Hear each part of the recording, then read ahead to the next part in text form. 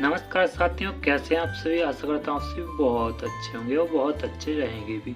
तो बहुत दिनों के बाद आपसे मुलाकात हो रही है, तो आज कुछ नया सीखते हैं। आज हम यहाँ पर आपके लिए एक सिंगल सप्लाई एम्पलीफायर यहाँ पर लेकर आ चुके हैं। तो इस एम्पलीफायर की पावर की बात करें तो यहाँ पर आप 18 वोल्ट से लेकर 20 वोल्ट 25 वोल्ट तक की आप यहाँ पर DC वोल्टेज इसमें सप्लाई दे सकते हैं। इस एम्पलीफायर इस सर्किट डायग्राम की आउटपुट पावर की बात करें तो करीब आपको यहाँ पर करीब 25 या फिर 35 वाट की आउटपुट पावर देखने को मिल जाएगी, क्योंकि यहाँ पर वोल्टेज भी कम है और यहाँ पर ये सिंगल सप्लाई के होने के कारण यहाँ पर आउटपुट थोड़ी कम ही दे पाएगा।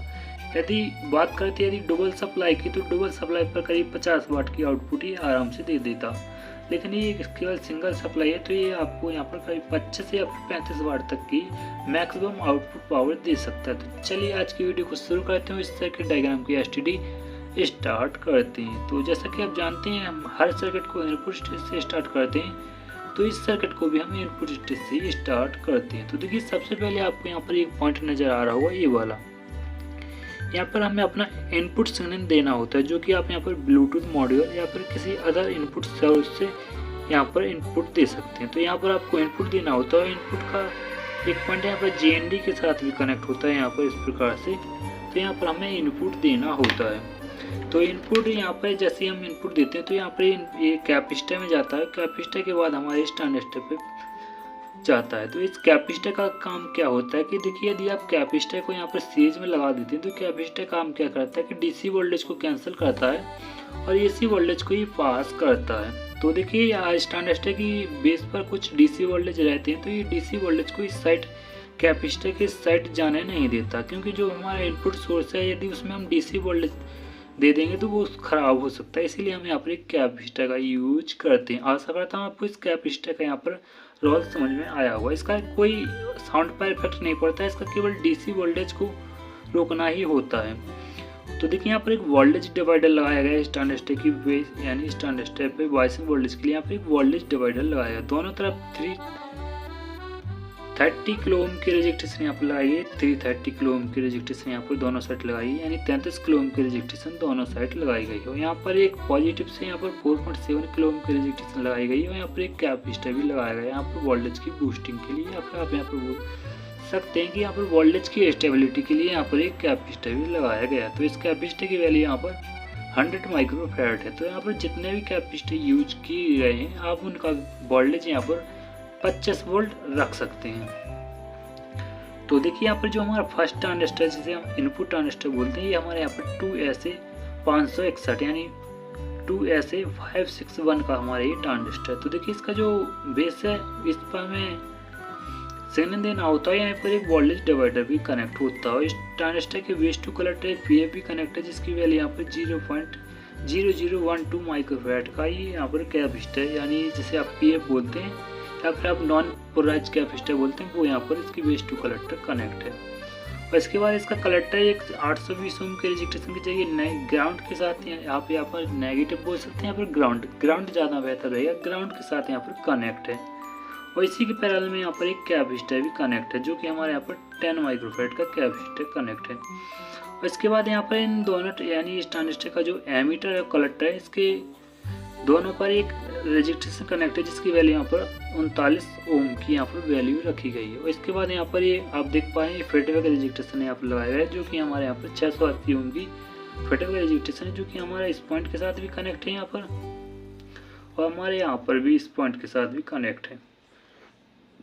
और इसके बाद हमारे यहाँ पर एक और ट्रांजिस्टर लगाया गया है। तो इस ट्रांजिस्टर का जो बेस है वो इस ट्रांजिस्टर के कलेक्टर से डायरेक्टली यहाँ पर कनेक्ट किया गया है, और इस ट्रांजिस्टर का एमीटर है वो हमारे यहाँ पर डायरेक्टली GND के साथ कनेक्ट है। और इस ट्रांजिस्टर का जो कलेक्टर है वो हमारे इस ट्रांजिस्टर के बेस के साथ कनेक्ट है।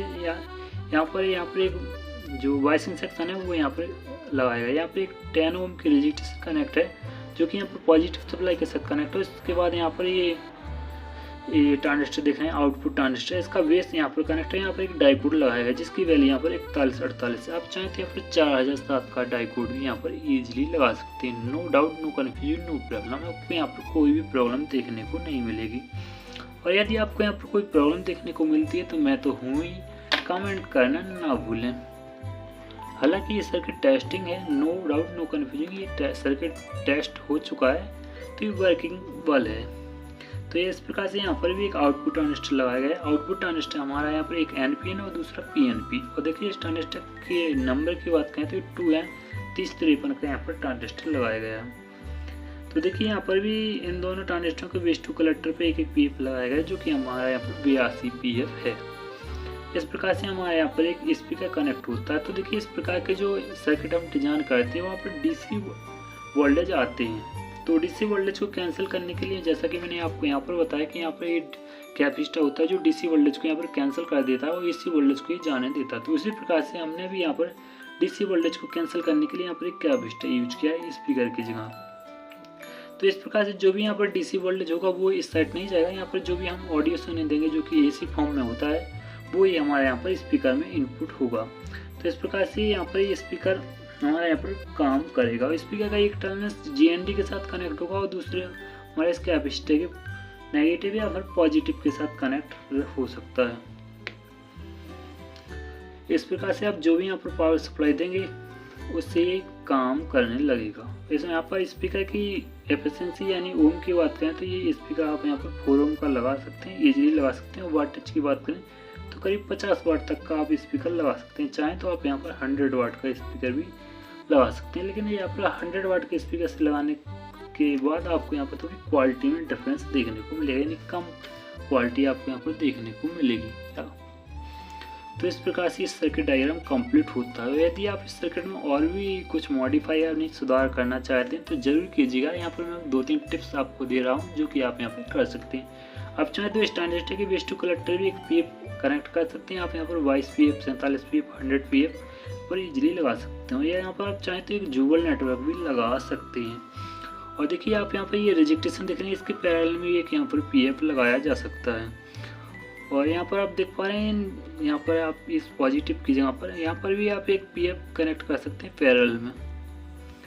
तो कुछ चेंजेस होंगे, लेकिन हालांकि इसकी साउंड क्वालिटी बहुत अच्छी है। यदि आप करना चाहें तो कर सकते हैं, यदि नहीं करना चाहें तो मत कीजिएगा, नो डाउट, नो कन्फ्यूजिंग। तो आशा करता हूँ आपको वीडियो बहुत अच्छे से समझ में आई होगी। यदि आपके मन में कोई भी किसी भी प्रकार का कोई डाउट रहता है तो कमेंट बॉक्स में खाली। तो देखिए यहाँ पर ग्राउंड का सिंबल है, आप ऐसा नहीं सोचिए कि ये माइनस, यहाँ पर ग्राउंड का सिंबल है।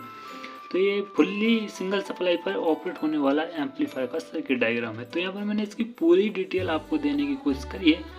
और यदि आपको इसके सर्किट डायग्राम चाहिए तो आपको pixel.com पर इसका सर्किट डायग्राम भी देखने को मिल जाएगा, तो वहाँ पर मैं उसकी लिंक दे दूंगा।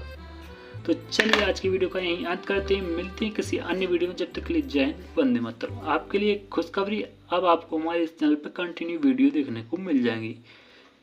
तो बस आज की वीडियो में इतना ही, मिलते हैं नेक्स्ट वीडियो में नेक्स्ट टॉपिक के साथ।